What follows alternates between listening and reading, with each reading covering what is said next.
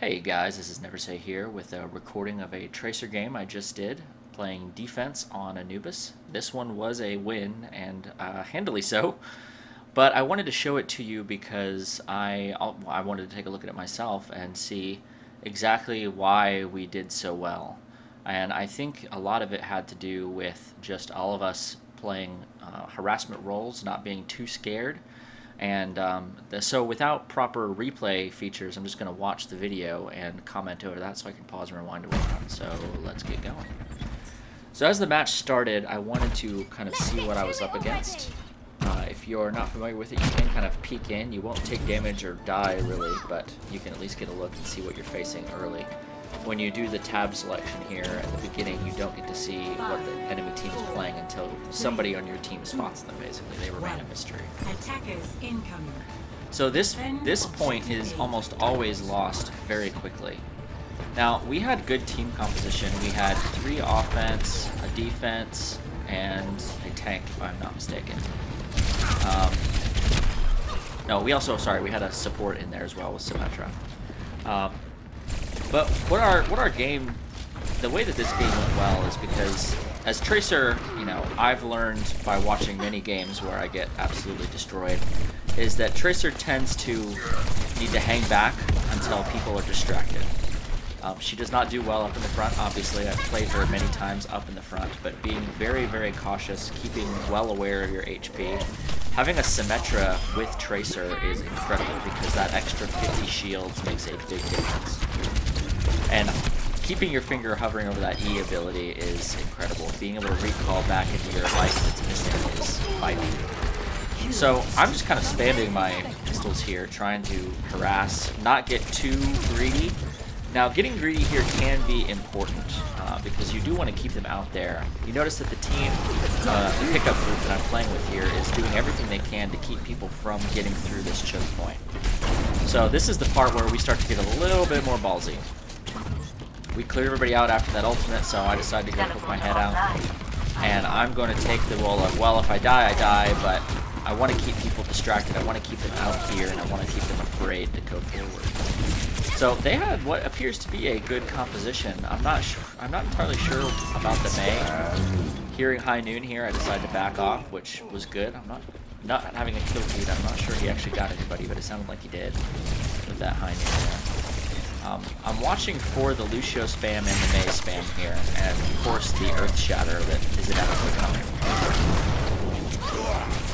So that was a little bit predictable, but again, Tracer is all about making sure that you can utilize your speed to kind of become a broken hero in certain situations. So the team, of course, is doing a great job of actually distracting. So that's incredibly important when you think about what's going on here. I see an opportunity to chase this guy, so I'm going to chase him out. And this is, I got too much excitement here to chase him. Now, that actually ended up paying off, but I still think that was a bad play on my part.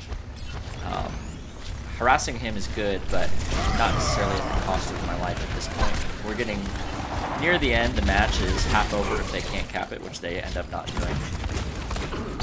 So now I've decided to get far riskier. Our defense has proven itself to be excellent. And I managed to actually not die here, which is impressive because McCree is a pretty hard counter Tracer with that good grenade.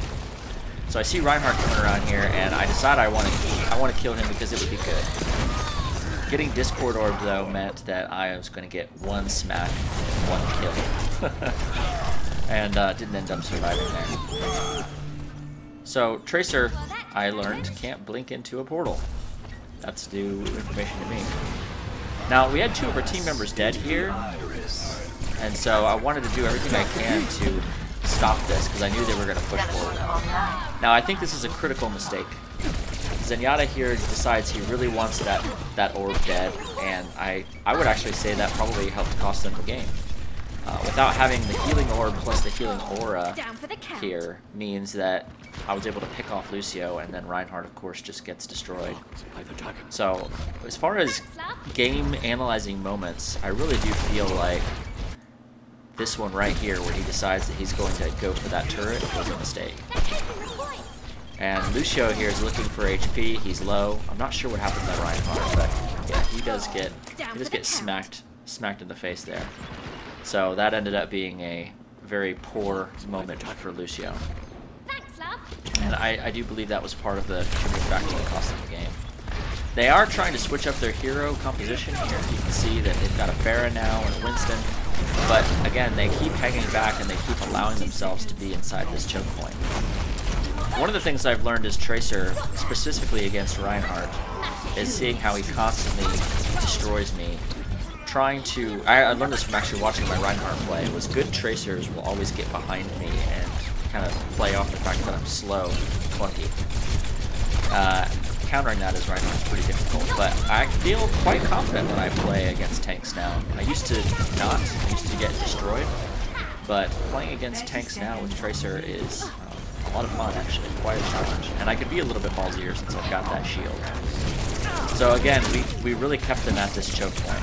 I'm watching my HP at this point. I know that Lucio is going to take me down if I can't be careful, but that was a mistake there, recalling.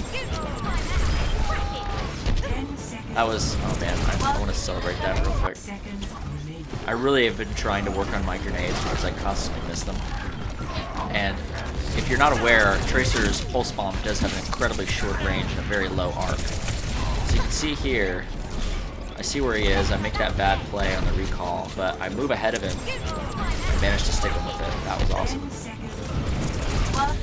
At this point in the game, I'm just trying to keep everybody from getting to the point as much as possible. Usually I'd want to save that Pulse Bomb for Reinhardt or something, but he was down, and he was not going to make it.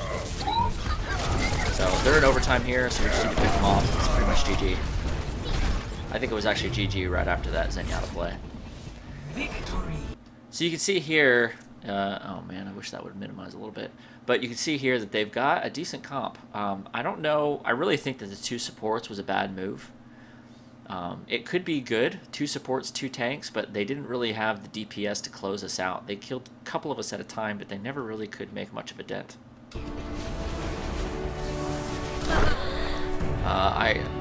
Guilty pleasure of choosing this. I never get play of the game. I managed to this time somehow. Not a particularly amazing play, but a good one I felt. But, you know, actually, now that I'm thinking about it, this definitely was a good play of the game. So I feel like this is the moment where they could have turned it around and they didn't. So, actually, good job, software. Well done. So that's my analysis of this game here. Hopefully there was some good information gleaned. I am obviously hoping to get some critiques or feedback on the play. If there's anything I could have done to improve, or perhaps better composition UC would have been beneficial for us. But on that note, I will say farewell. Thanks guys, and we'll see you next time.